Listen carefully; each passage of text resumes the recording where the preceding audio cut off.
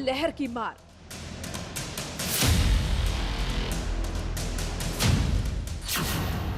पटरी से उतरा कारोबार।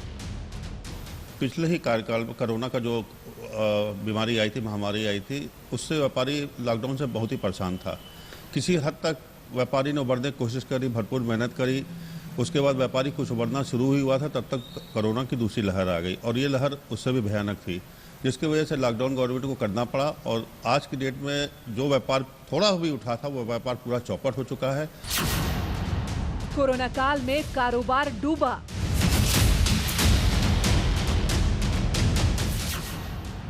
देश में 5 लाख करोड़ से ज्यादा का नुकसान।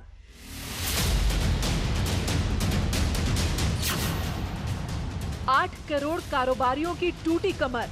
सारे व्यापारियों के शटर बंद हैं, लेकिन कहीं भी न फीस स्कूलों ने छोड़ी, न बैंकों ने EMI छोड़ी, न बिजली के बिल कम हुए, कहीं कोई रियायत नहीं मिल रही है। GST जमा करनी है, सारे टैक्स जमा करने हैं, लेकिन शटर बंद है। एक तरफ ई-कॉमर्स कंपनियों को छूट दी गई है, दूसरी तरफ जो है हम व्यापारी शटर गिरा के बैठे हुए हैं। हम लोग अपने खर्चे कहाँ से पूरे करेंगे, ये नहीं समझ में आ रहा है। रिटेल और होलसेल हर सेक्टर में हाहाकार। इतना डरा हुआ है आदमी, जो पैसा जिसके पास है वो अपना संभाल के रखना चाहता है, कोई खर्च नहीं करना चाहता है। पता नहीं कौन सी परिस्थितियाँ, क्या स्थिति आ जाए, पैसे की जरूरत पड़े तो लोग नकदी जो है अपने पास रखना चाहते हैं। जब सरकारी सिस्टम, सारे मीटर, स्कूलों की फीस सब वैसे ही चल रहा है, कोई कुछ गुंजाइश करने को तैयार नहीं है। सरकार को 75,000 करोड़ का नुकसान।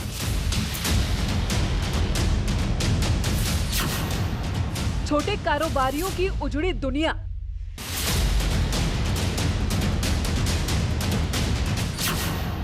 सरकार से राहत पैकेज की मांग। सरकार से मांग करते हैं कि सीसी लिमिट के ब्याज दरें, लोन के दरों को, लोन के ब्याज को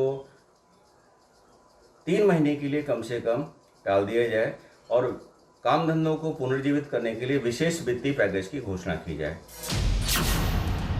टैक्स में छूट का दायरा बढ़ाने की मांग।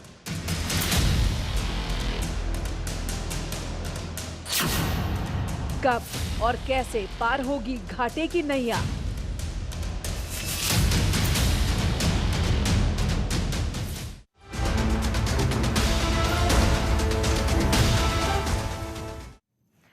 नमस्कार, मैं हूं आपके साथ मेनका चौधरी और इस बुलेटिन में यही बात होगी कि दूसरी लहर की मार जो व्यापार पर पड़ी है, पटरी से जो पूरा का पूरा ये उतर गया है, तो कैसे पटरी पर लौटेगी अर्थव्यवस्था। इस पर बात करेंगे। हमारे साथ खास मेहमान भी जुड़ रहे हैं, लेकिन उससे पहले न्यूज़ 18 की आपसे ये अपील, मास्क पहनो इंडिया। अगर कोरोना को पूरी तरह से हराना है और देश को जिताना है तो मास्क जरूर पहनना होगा। तो आप प्रण लीजिए कि जब तक ये महामारी है, आप घर से बाहर निकलेंगे तो मास्क जरूर पहनेंगे, मास्क उतारेंगे नहीं और मास्क को अच्छे तरीके से पहनेंगे। ये मास्क है, मजाक नहीं है। यही हथियार कोरोना को हराने में इस वक्त सबसे ज्यादा कारगर है और हम सबके हाथ में है। चलिए अब अपने मुद्दे पर आते हैं, बात कर लेते हैं कि किस तरीके से कोरोना काल में अर्थव्यवस्था को नुकसान पहुंचा है। पिछले साल मार्च के बाद से ही कोरोना महामारी की वजह से छोटे बड़े कारोबारी बुरी तरह से प्रभावित हुए थे, लेकिन दूसरी लहर ने तो उन्हें पूरी तरह से और बुरी तरह से बर्बाद कर दिया है। देश में 5 लाख करोड़ से ज्यादा का नुकसान हो चुका है। रिटेल और होलसेल हर सेक्टर में हाहाकार मचा है। अब कारोबारी सरकार से गुहार लगा रहे हैं कि उन्हें टैक्स के दायरे से छूट दी जाए।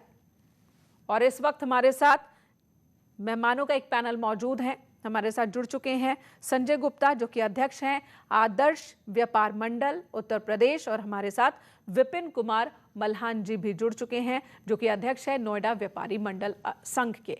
आप दोनों का बहुत बहुत स्वागत है। विपिन जी, सबसे पहले मैं आपके पास आऊंगी।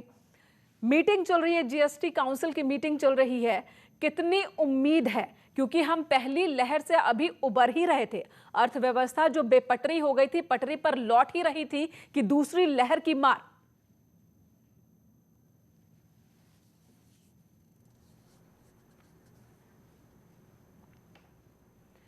विपिन जी, आवाज मिल रही है आपको?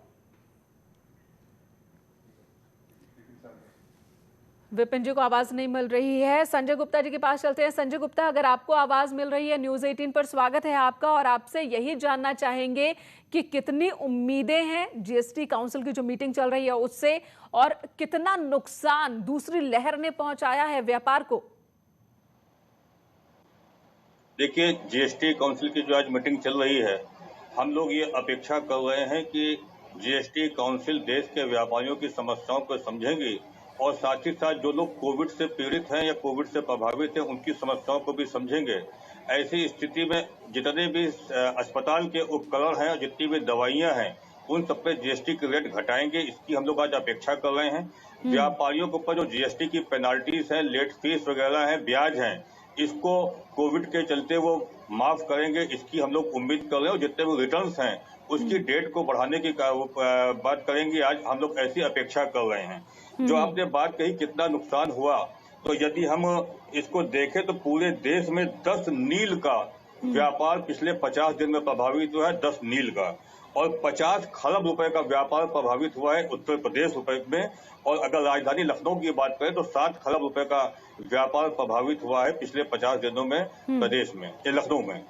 आज व्यापारियों के सामने बहुत बड़ी समस्या है। व्यापारियों का व्यापार बिल्कुल खत्म हो गया है, और हर वर्ग का व्यापारी, चाहे वो छोटा हो, चाहे मझोला हो, चाहे बड़ा हो, सभी व्यापारी आर्थिक चुनौतियों का सामना कर रहे हैं। और सरकार की तरफ हम लोग ये अपेक्षा कर रहे हैं। संजय जी, ऐसा कोई भी सेक्टर नहीं, ऐसा कोई भी सेक्टर नहीं जो कि इस मार्च से अछूता हो। चाहे बात हो ऑटोमोबाइल सेक्टर की बात कर ले, रियल एस्टेट की बात कर ले, कपड़ों की बात कर ले, कोई भी सेक्टर बचा हुआ नहीं है। और ऊपर से दोहरी मार लोगों को झेलनी पड़ रही है कि उनकी जो मेडिकल एक्सपेंसेस है वो लोगों के बढ़े हुए हैं, और दूसरी तरफ घाटा व्यापार में हो रहा है।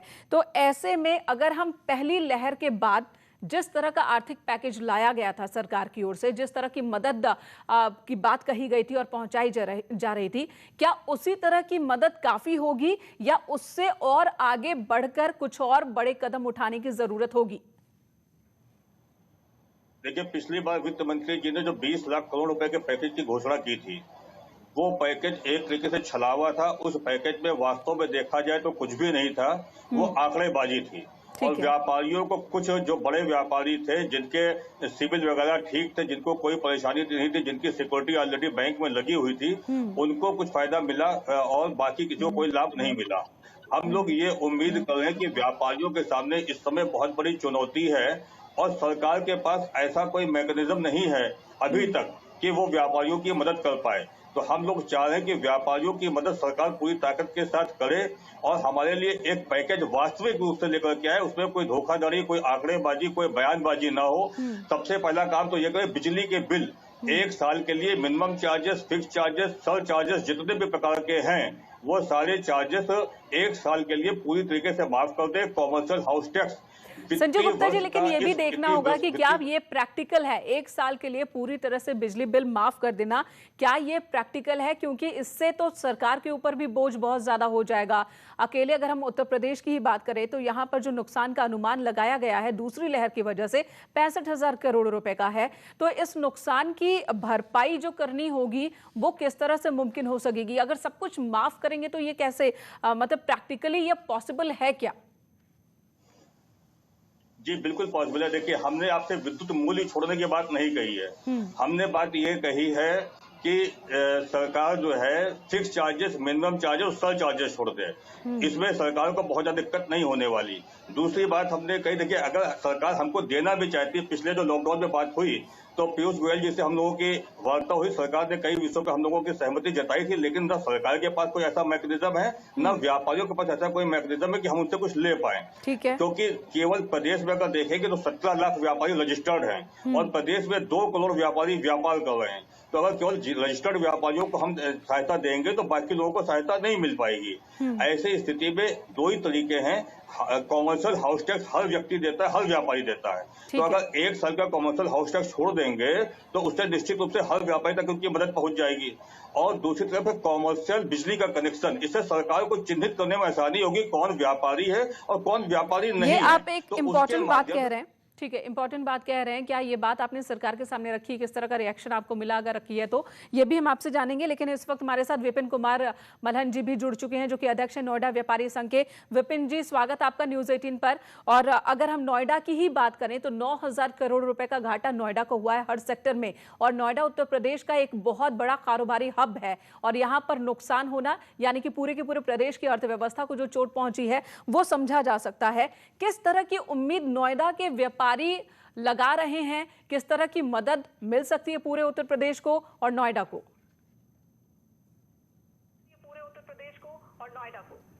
हाँ, नमस्कार जी। सबसे पहले न्यूज़ 18 को थैंक्स कहूँगा। और दूसरी बात यह है कि बिल्कुल आपने सही बात कही कि तकरीबन 10,000 करोड़ रुपए का यहाँ पर नुकसान अभी तक नोएडा की इंडस्ट्री को हुआ होगा, और इनडायरेक्ट वे में कहूँ तो प्रदेश सरकार और केंद्र सरकार को भी राजस्व के रूप में हुआ होगा।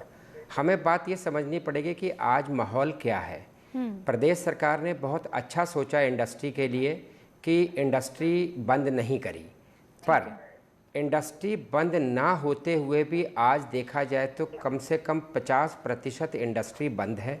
उसका मेन कारण ये रहा कि जो हम NCR में बैठे हैं, हमारे बगल में दिल्ली बंद, हमारे बगल में हरियाणा बंद। हमारा जो रॉ मटेरियल मार्केट जो आता है वो दिल्ली की मार्केट से आता है, चाहे वो कश्मीरी गेट हो, सदर बाज़ार हो, लाजपत राय मार्केट हो। इस तरीके के कई बाज़ार दिल्ली के खुदरा बाज़ार हैं जो हमारी इंडस्ट्री को फीड करते हैं। पिछले 1.25 महीने से वो सब कुछ बंद पड़ा हुआ है।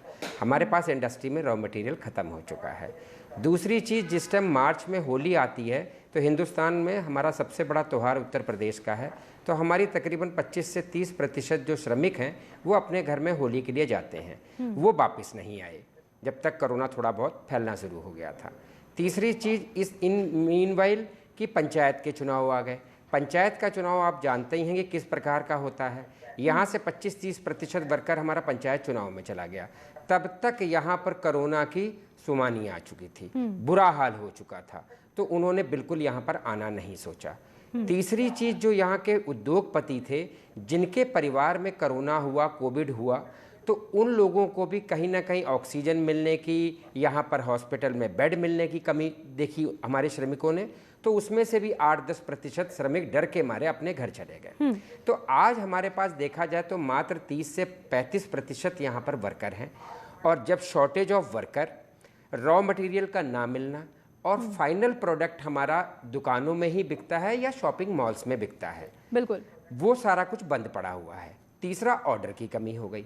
तो कुल मिला के देखा जाए तो ये 3 मेन वजह रही हैं कि जो हमारी इंडस्ट्री खुली हुई भी ना खुली के बराबर ही बिल्कुल। और ये विपिन जी आपने बहुत ही सरल शब्दों में समझाया, क्योंकि जब हम बात करते हैं कि जीडीपी को इतना नुकसान हुआ, जब हम बात करते हैं कि 9,000 करोड़ 10,000 करोड़ का नुकसान हो गया, तो आम पब्लिक उसको कनेक्ट नहीं कर पाती है खुद से, क्योंकि जीडीपी में वो कहाँ है उन्हें समझ में नहीं आता। लेकिन ये बात तो है कि जीडीपी में जो नुकसान दिख रहा होता दरअसल वो आम पब्लिक का ही नुकसान होता है। नोएडा की बात करें तो अनुमान है कि 35% जो विदेशी ऑर्डर मिलते थे वो दूसरे देशों में शिफ्ट हो गए हैं। अगर ये स्थिति है तो आपको कितनी उम्मीद है जब ये सेकेंड जो लहर है ये खत्म होने वाली है, दिख रहा है, एक बार फिर से सारी चीजें काम जो है वो शुरू हो जाएगा, तो ये जो ऑर्डर छूटे हैं इन्हें वापस लाने के लिए कितनी मेहनत करनी पड़ेगी आप लोगों को? इन्हें वापस लाने के लिए कितनी मेहनत करनी पड़ेगी आप लोगों को? सबसे बड़ी बात तो ये है कि हम अभी कल का कोई अनुमान लगा ही नहीं सकते। पिछले वर्ष आपको याद होगा तो हम सोच रहे थे शायद 3 महीने 4 महीने के बाद में सब कुछ नॉर्मल हो जाएगा, कोरोना ख़त्म हो जाएगा, पर हमें उस टाइम उम्मीद नहीं थी। जैसा जैसा अक्टूबर, नवंबर, दिसंबर में हमारी गाड़ी थोड़ी सी ट्रैक पे आनी शुरू हुई, विदेशी ऑर्डर्स आने शुरू हुए, यहाँ की इंडस्ट्री शुरू हुई, पर इस बार मार्च में फिर आके सब कुछ बंद हो गया। अभी तो हमें तीसरी लहर का भी डर लग रहा कि पता नहीं वो आके क्या करेगी। तो इस टाइम देखा जाए तो हम लोग बड़े कंफ्यूजिंग वाली स्टेज के अंदर हैं। अब ऐसी स्टेज के अंदर प्रदेश सरकार, केंद्र सरकार भी कुछ नहीं कर सकती, क्योंकि ये एक अदृश्य दुश्मन है।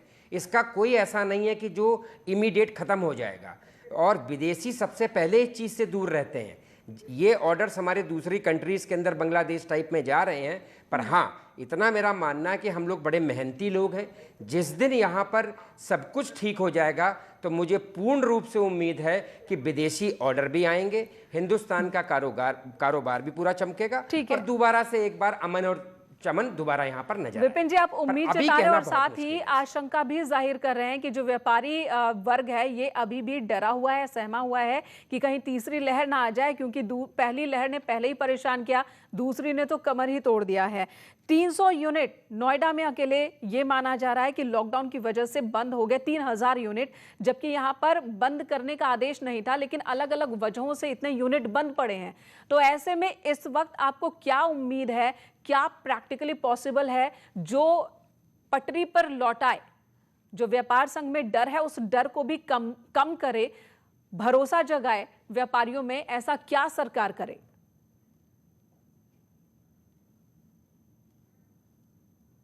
तो अपनी तरफ से बड़ी सकारात्मक रूप में अभी तक खड़ी है। प्रदेश सरकार ने पिछली बार हमारे माननीय मुख्यमंत्री जी ने भी दौरे करने शुरू कर दिए। उनको दिख रहा था कि इतनी मारामारी हर जगह हो रही है। आपने देखा होगा विगत एक हफ्ते में 10 दिन में केसेस भी कम हुए हैं। यही अगर ऐसा चलता रहा, कोरोना केसेस कम होते चले गए, तो आने वाले समय के अंदर देखिए यहाँ पे कारोबार तो होगा। पर अभी दिल्ली सरकार अपना सब कुछ खोल दे, हरियाणा सरकार खोल दे, जिस प्रकार से हमारे उत्तर प्रदेश सरकार ने कोई उद्योगों के ऊपर बैन नहीं लगाया, उसी प्रकार से अगर ये दूसरी राज्य सरकारें हैं आपस में सहमति बनाकर, मेरा तो ये आपकी सोच काफी सकारात्मक आपकी सोच कि एक बार जब सब शुरू हो जाएगा तो हम वापस से अपनी स्थिति तो पा ही लेंगे, इतनी मेहनत कर ही लेंगे। और एक अच्छी खबर आपको दे दूं कि दिल्ली में भी दिल्ली सरकार ने ये फैसला लिया है, अरविंद केजरीवाल सीएम ने ये ऐलान किया है कि बहुत जल्द वहां पर 1 जून से फैक्ट्रियों को खोला जाएगा, ताकि जो नुकसान हो रहा है मजदूरों को और व्यापारियों को वो नुकसान कम हो सके। ये फैसला लिया गया है, ऐलान किया गया है। जाहिर से उसका असर नोएडा पर भी देखने को मिलेगा, जैसा कि आप कह रहे हैं। कितना असर आपको लगता है अगर दिल्ली में फैक्ट्रियां खुलती हैं तो नोएडा के कारोबार पर कितना असर होगा? आज भी जैसा मेरे को सुनना मीडिया के थ्रू सुन रहा हूं कि उन्होंने बिजली के रेट बढ़ाने से मना कर दिया है, तो ये बहुत अच्छी पहल है, उनकी सकारात्मक पहलू है। यही कुछ चीज़ें होती हैं कि जो उद्योग करने वाले उद्योगपतियों के दिल में अपने सरकार के लिए इज्जत पैदा करती हैं और उनके मन में ये पैदा करती हैं कि सरकार हमारे साथ खड़ी है पूर्ण रूप से। संजय जी, बिजली की बात आप कह रहे थे, सरकार ने ऐलान किया, यूपी की सरकार ने, कि बिजली दरों में इजाफा नहीं होगा। पिछले साल भी नहीं किया गया था और इस बार भी नहीं किया जाएगा। इजाफा होने का तो ये समय ही नहीं है। जैसे पेट्रोल के दाम बढ़ रहे हैं, ये भी नहीं बढ़ने चाहिए। इस समय तो किसी भी चीज के दाम नहीं बढ़ने चाहिए। और जीएसटी तमाम चीजों पे, जो जितने भी दवाइयां हैं, जितने भी हॉस्पिटल के इक्विपमेंट हैं, इन सब पे जीएसटी और घटना चाहिए। सरकार को इन सब की चिंता करनी चाहिए। सरकार जैसे अभी उत्तर प्रदेश में एक प्रपोजल भेज दिया था बिजली कंपनियों ने नियामक आयोग को, उत्तर प्रदेश आदर्श व्यापार मंडल ने उसमें सरकार से मांग की और उम्मीद हुई और सरकार ने निर्णय लिया कि यहाँ पर उसको दाम नहीं बढ़ाए जाएंगे। तो ये ठीक बात है, दाम नहीं बढ़ने चाहिए, लेकिन सरकार को चिंता ये करनी पड़ेगी तो देश की अर्थव्यवस्था की जो रीढ़ की हड्डी है वो व्यापारी है।